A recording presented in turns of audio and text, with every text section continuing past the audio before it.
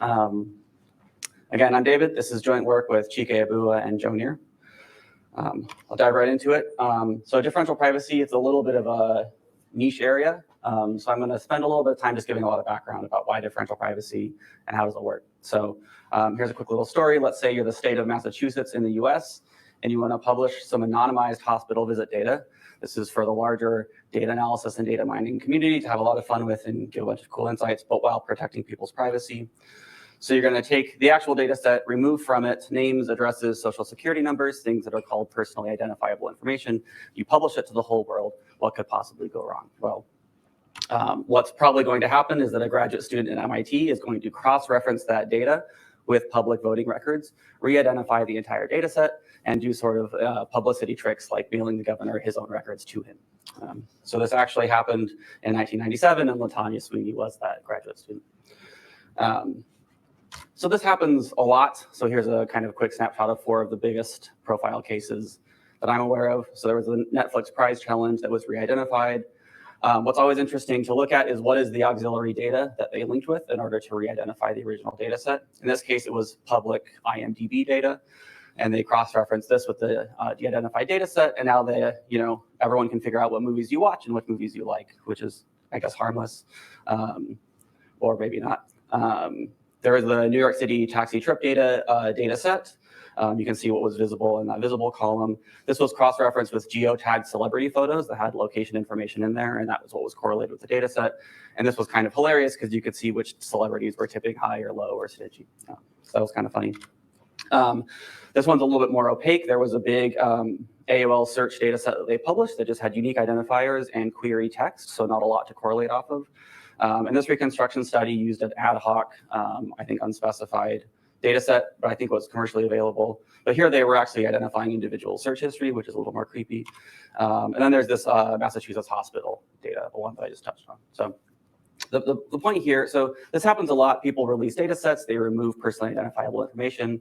In a lot of cases, it's fine. There aren't these big kind of news stories, but there's enough of these big attacks that 2 things are happening. One is people are just not releasing these data sets anymore with this kind of personally identifiable information removed. They're too scared of attacks like this happening to them. And there's just less data for the public to play with and kind of mine through and have exciting research. The other thing that's happened is the invention of frameworks like differential privacy. So differential privacy was invented exactly to mitigate attacks that link anonymized data sets with auxiliary data. So in the presence of any auxiliary data, differential privacy will still protect you from these kind of reconstruction attacks. So that's why differential privacy is a thing. Here's how differential privacy works in a quick cartoon. So I have a data set here on the left, and there's some aggregate statistic we'd like to compute, which is the average age of these 4 individuals in this data set. And differential privacy works, I think about it as kind of like a portal or a filter that we're going to shove this data through or something about this data through that filter. This filter is going to add noise to the result of whatever passes through it. So there's going to be a probabilistic program, samples some noise, and sprinkles it in. And there's 2 main kind of use cases that fundamentally are the same, but we think of them differently for some reason. One is generating differentially private synthetic data. So here I pass the entire data set through the privacy filter. For values where it makes sense to take an average, like age, we sort of add and subtract by small numbers to get the new age column. For values where it doesn't make sense, we just kind of put in some random categorical values there. So this is a differentially private synthetic data set. You'll get a different one every time you run this procedure because it's probabilistic.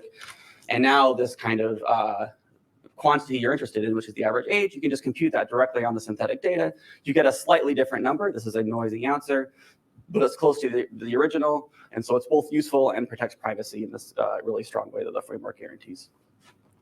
And this is most people's kind of viewpoint of how differential privacy is used.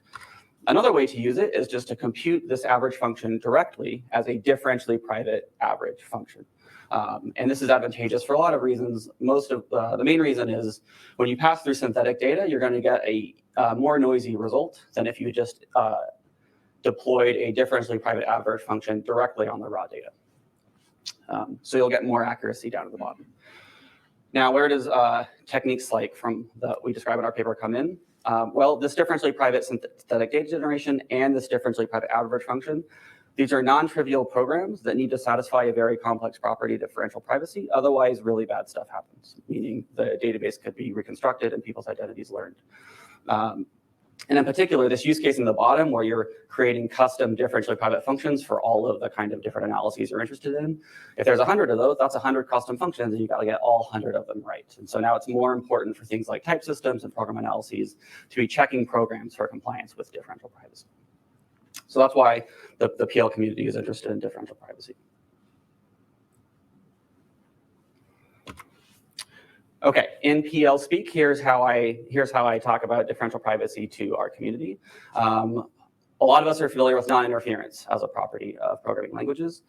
So here's a simplified version of non-interference on the left. We have a program E. We're going to run it with some secrets S1 and S2 that may be different. And this is a public output V1 and V2. And E is considered non-interference if those public outputs do not change, even if I swap those secret inputs. So that's non-interference. Differential privacy is the kind of like the same playbook, the same formula with a few more constraints. And I'll walk through each of these. So the first is that rather than arbitrarily different secret inputs, the secret is considered the database. And rather than being arbitrarily different, we consider like the database without your data and the database with your data. So there's a difference of one. It's a constrained difference between those two secrets. The values they produce are distributions because we're adding noise to things. So we have distributions for outputs. Rather than requiring the outputs to be equal, we require them to be close. And what this means is there's a notion of distance between distributions. And there's a bound on that distance. That bound is called epsilon, and this is commonly called the privacy cost. So when that bound is 0, those distributions are equal, no information is learned, and you pay no privacy.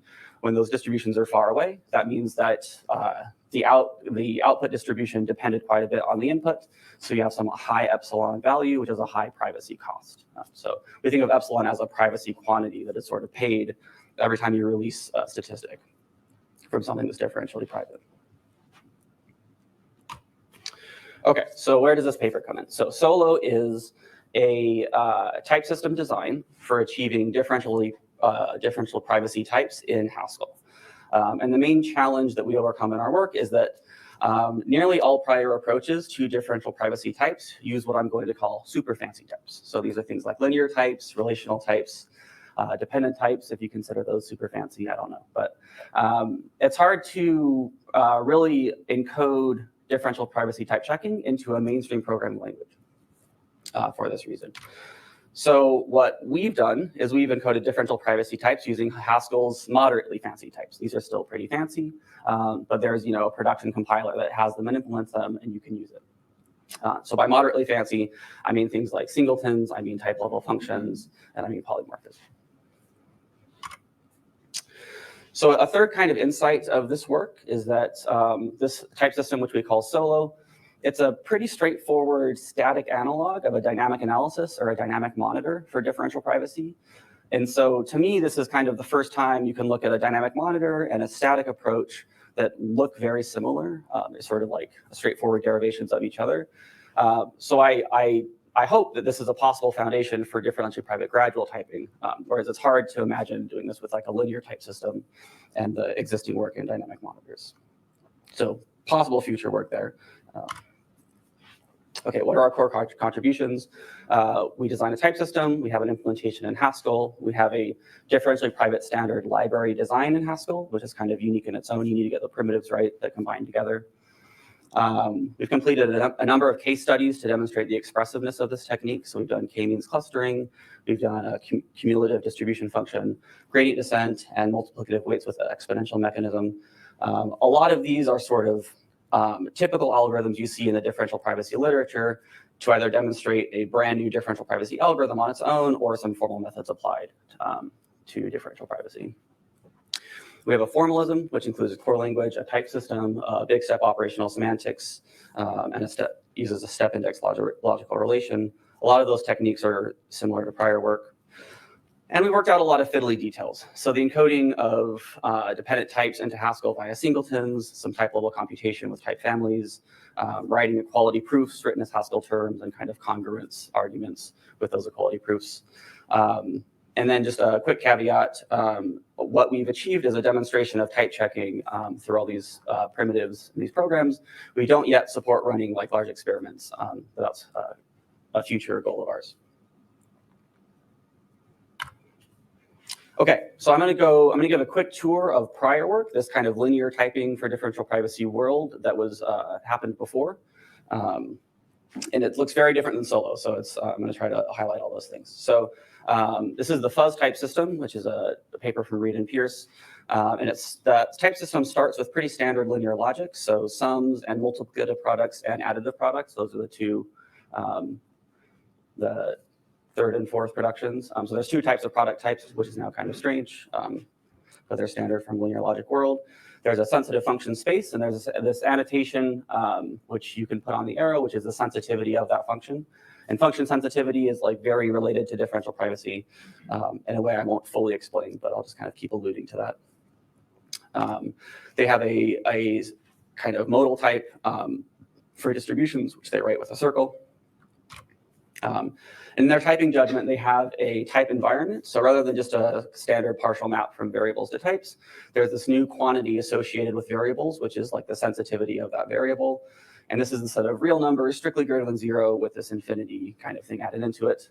And it's kind of amazing if you make this thing greater than or equal to 0, the system becomes unsound for like a really strange corner case. Come ask me about that later if you want. But it has to be strictly, okay.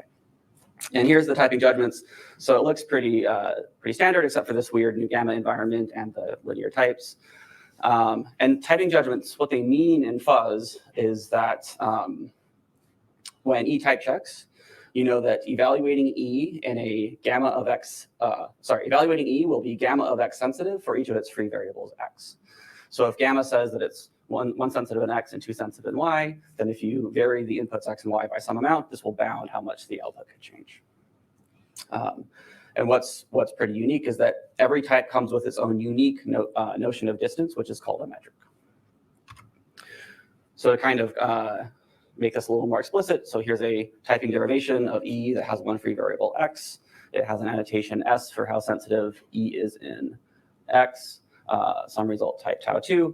And the meaning of this typing derivation when it exists is that E is S sensitive for a mathematically precise notion of sensitivity.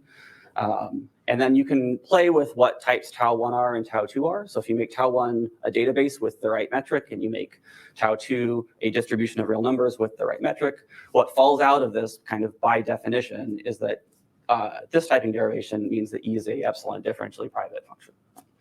So this is a really cool system. There's only one thing that fuzz tracks, and it's sensitivity, and you sort of recover differential privacy through a generalized notion of sensitivity. Okay, so how do we fit this type system into Haskell? That's kind of like, you can think of the cartoon version of what we tried to do. Well, you got to scrap all the stuff on the top because Haskell doesn't have linear types. It doesn't have a type environment that can track sensitivities, so that gets thrown out. So we're going to fall back to something like simply type lambda calculus or system F as a kind of base model of core Haskell, right? So we're back in that world. What do we add to it? So now we got to start adding in ways of tracking sensitivity and privacy, and this ends up being the first thing that's highlighted there is an indexed privacy monad. So this is the same distribution type from fuzz, but it carries an explicit privacy cost for, I guess, observing the result of sampling that distribution.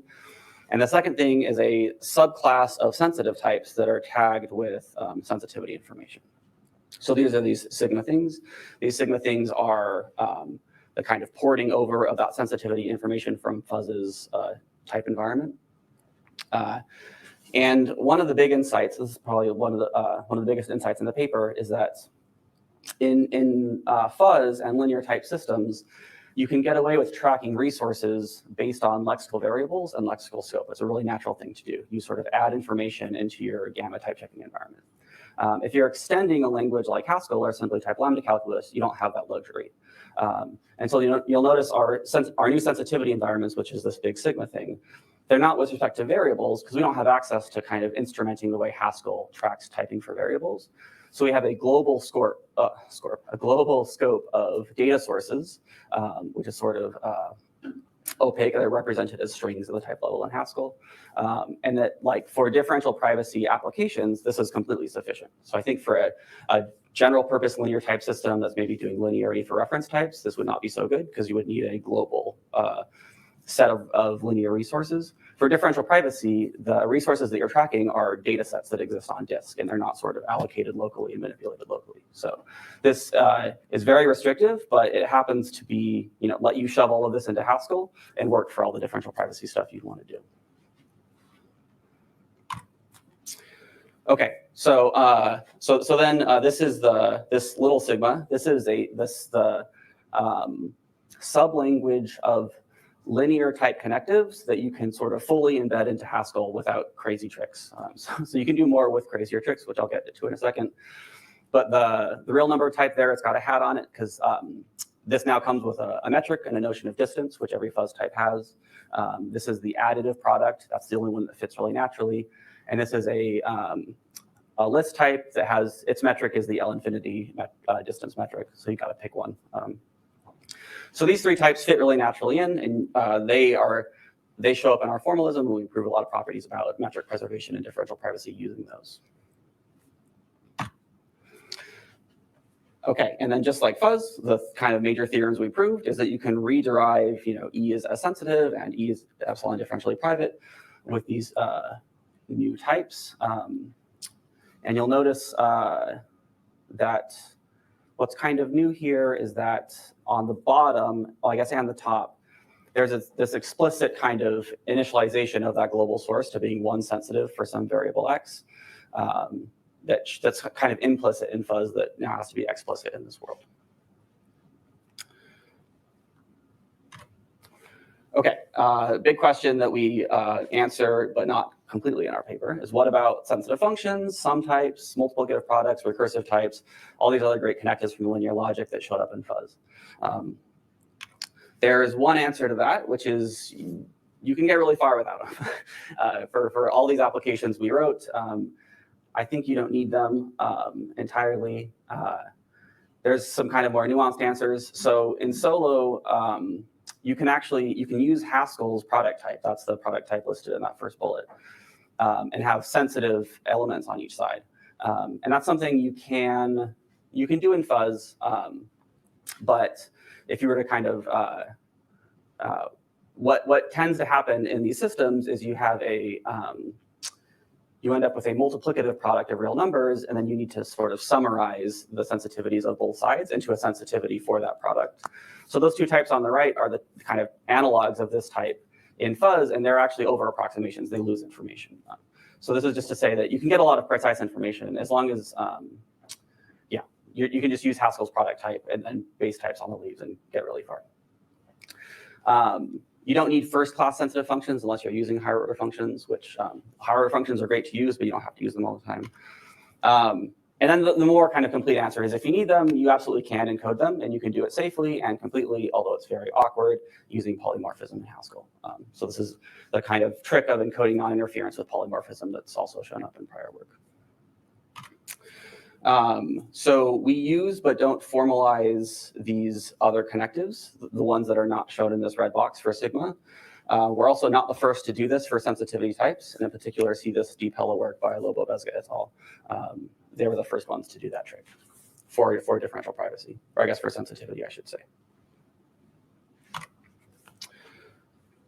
Okay, so what does, well, let's just kind of compare what things look like. So in fuzz, this is a doubling function. This is lambda x plus x. This is a two sensitive function, which uses this lollipop arrow. The two annotation says that it's two sensitive. And you'll notice there's no polymorphism involved. It's just a nice, clean linear logic. It's very clean. In Solo, so here we need to add polymorphism kind of into our language.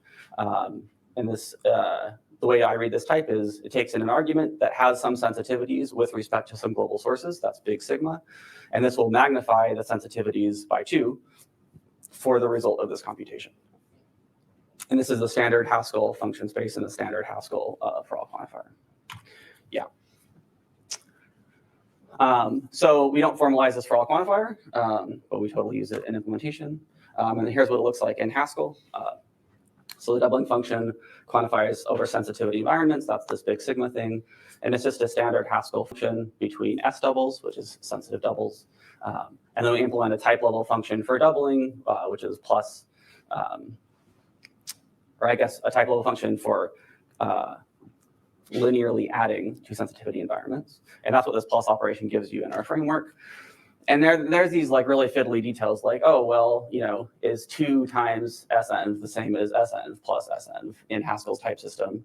And they're not definitionally equal. And so you need to like write a little equality proof and do a conversion like you would in Coq or Agda if you were manually programming all the terms to get those 2 types to be convertible. But you can do it. And we do it all the time in our case studies. Okay, and then I think the last thing I really want to go over is differentially private primitives. So these kind of conversions from fuzz into solo into Haskell starts looking kind of crazier. So you can get a taste of how crazy this ends up getting. So here's the Laplace function in fuzz and in solo and the formalism. And note, we're already using dependent types. So Laplace, you give it an epsilon as a value of the kind of target privacy you'd like to achieve, which has an impact on how much noise you're adding to the value. And then the real number is an argument, and this will give you epsilon differential privacy. And that's because there's this distribution type on the right-hand side. In solo, we need to take in the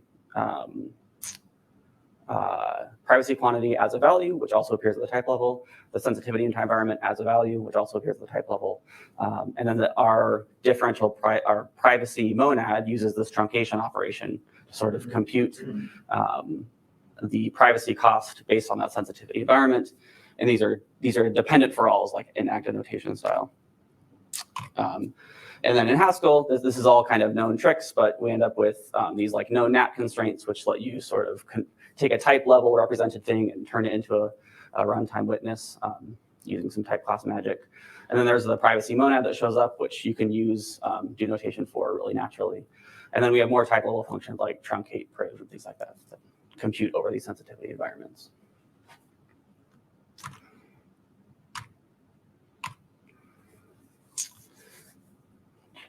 I think I'm going to skip all this and just go to the end. So in summary, these are the kind of main ideas from our paper. So Solo is a differential privacy type system that you can encode in Haskell. It doesn't require a linear type system, which is the constraint Haskell has. One of our main insights is to use a global scope for sensitivity and privacy environments rather than using the lexical local scope. There's a new privacy index monad and sensitivity index types. And we've got a lot of proofs and case studies that are in the paper that show that the interpretations of all these things are meaningful. And I'll take questions.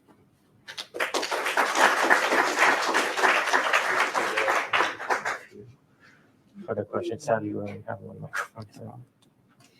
Does this work? Yes. Okay, great.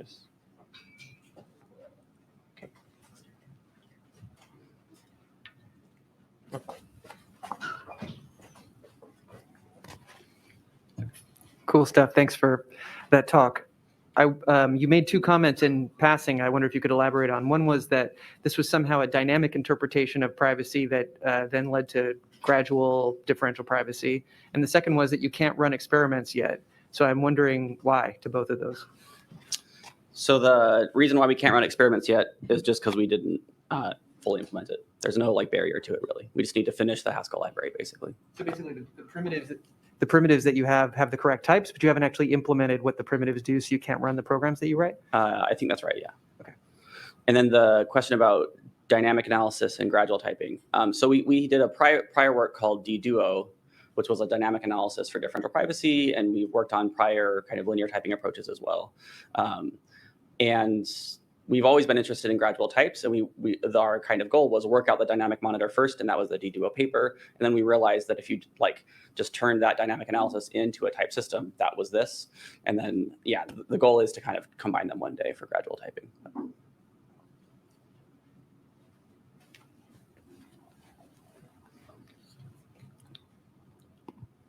So thanks for the talk first. So my question is, you mentioned that you don't model the quantification over your sigma in the formalism.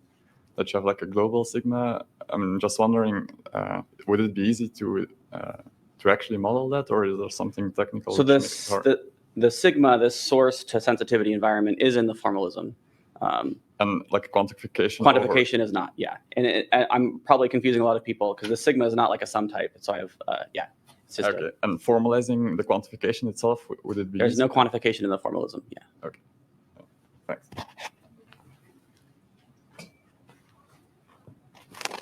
Hello. I understand the intuition behind precisely changing the values of numbers and changing a enumeration value in another value of the enumeration, but can you do anything if the data type is a function?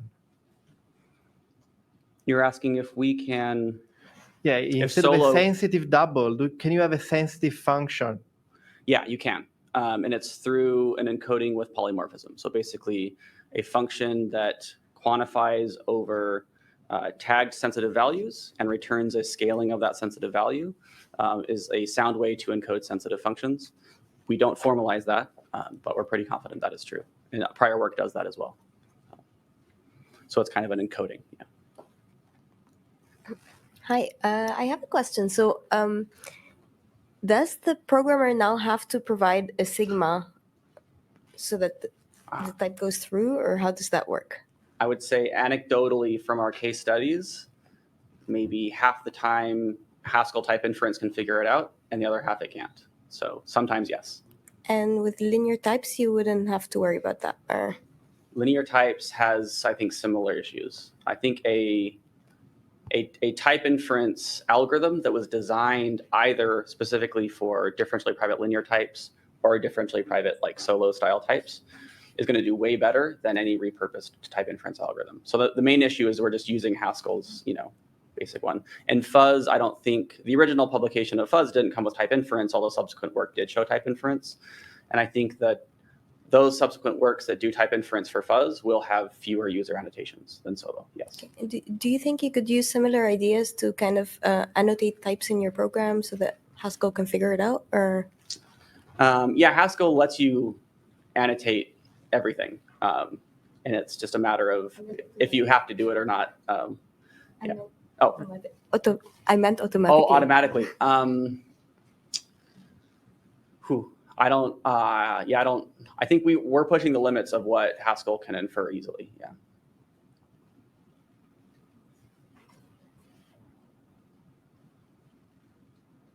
Maybe I'll ask one last thing. Can you say a little bit about the case studies you did, scale and kind? Yeah, they're 10s to 30 line programs. They're not huge. They're standard from the literature.